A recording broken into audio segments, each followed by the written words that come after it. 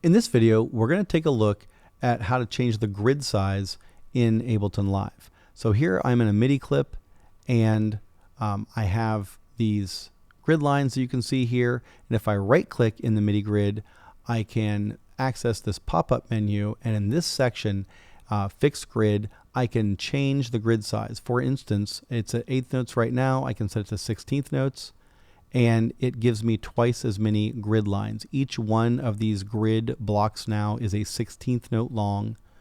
If I go to quarter notes, now each one of them is a quarter note long. If I go back to 8th notes, you can see that the stripes for each beat are still there, right? This gray stripe is still one beat, and this light gray stripe is still the next beat.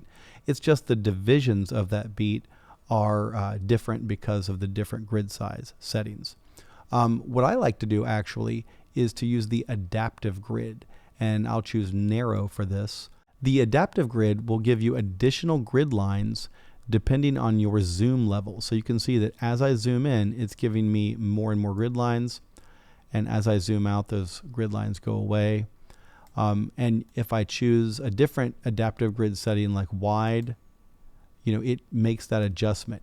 You still get more grid lines as you zoom in, they're just further apart. So I typically stick on narrow, and that helps me get control over the notes and rhythms in the MIDI editor.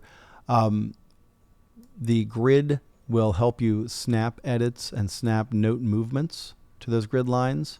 When you're quantizing, the grid's very helpful to be able to see. Another thing you can do is you can turn the grid off completely, and then instead of the grid lines, you have these like dashed lines, and then your movement is totally unconstrained.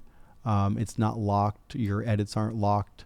They're not really locked anyway, even with the grid on, but this gives you a little extra measure of freedom.